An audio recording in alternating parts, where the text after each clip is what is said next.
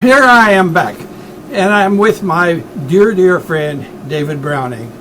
Now, there has been thousands of people seen this young man do the Mayberry deputy. That's right.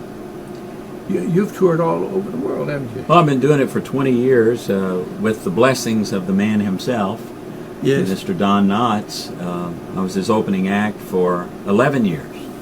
And David and I became good friends, and we have performed together because he was so kind to invite me to Mount Airy's, because I did two Dukes of You did a lot of Dukes of Hazzard. I did a couple of Andy Griffith shows where I played the guitar player.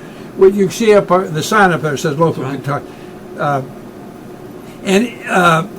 I'm very fortunate that it was a fairly popular show, and I got to work with David. And David, of course, as I say, does a wonderful comedy act.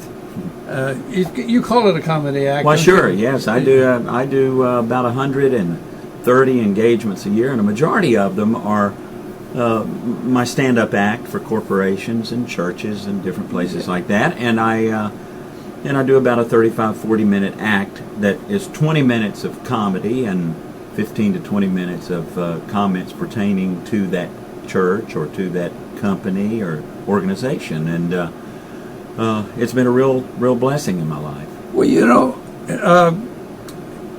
David is writing a book. Yep. And you all know I wrote a book called Best in Hollywood, Which I've read. And I can't wait to read this book. And I just want to give all of my friends a chance to be aware that it's going to come out. Do you have any idea when it'll be available? We're shooting for May 1st as a date that it would be available. What's the name of it? It's going to be called, well, let me preface this by saying, in all of these years of performing this character, every time I'm introduced to a group, even though I've been there and mingled around with them for a couple of hours, when the moderator gets up and introduces me, he'll say something like, or she'll say something like, well, now, friends, we knew this was going to be a rowdy bunch tonight, so we've brought in some extra security. And so from that, I decided that the title of my book is We Have Extra Security Tonight.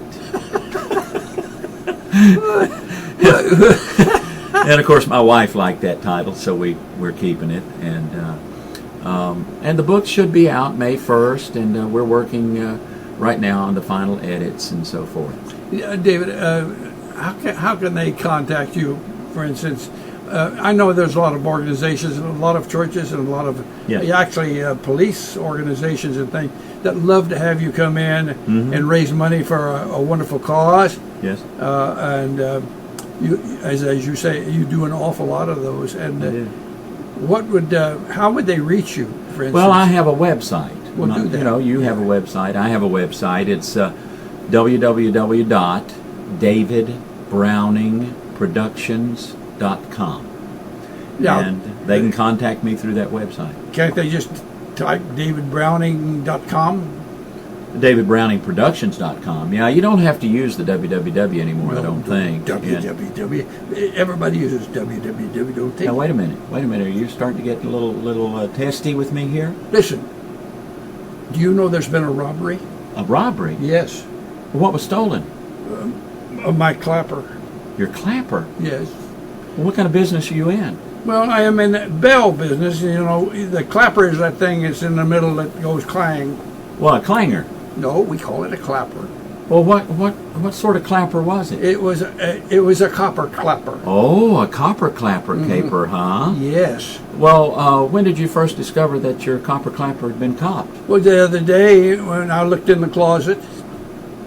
Oh, you kept it in the closet? Yes. Well, who first discovered that your copper clapper from the closet had been copped? Was the cleaning lady, Clara Clifford. Clara Clifford. So Clara Clifford discovered that your copper clapper had been copped from the closet. Were they clean? Yes. Clean copper clappers. Clean copper clappers. And we had a guy that we hired that quit, and he was mad at me for some reason or other. Yeah, what was his name? Claude Cooper.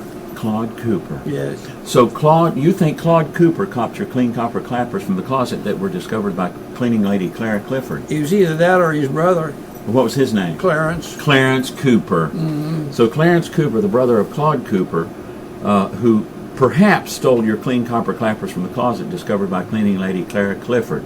Is that correct? Pretty close. His brother had a business in Cincinnati.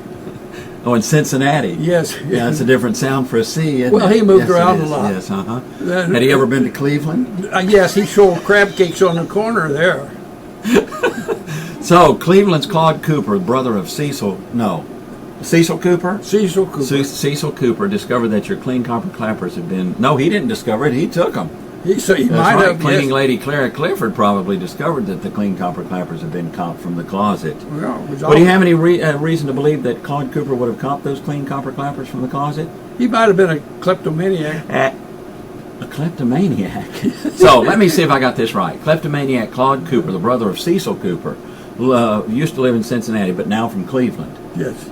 You believe that he might have copped your clean copper clappers from the closet discovered by cleaning lady Clara Clifford. Is that about it? That's about it. You might find him at a circus selling caramel candy to convicts.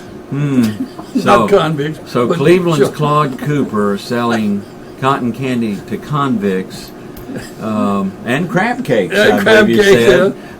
In a cream-colored Cadillac, he had a... It was also a kleptomaniac, as Barney would say. And sold crab cakes on the corner in Cleveland. May have stole your clean copper clappers from the closet discovered by cleaning lady Clara Clifford. Now, is that about it? That's about it. Over and under? Well, if I catch him, you know what I'm going to do? No, what? I'm going to clobber him. Oh. Well, ladies, I hope you enjoyed this. Get a hold of David. Do yourself a favor. He and his lovely wife, I swear to God, are just marvelous, marvelous people. And I just adore both of them. And, We love you, Jimmy. And we hope that you'll see us work together later.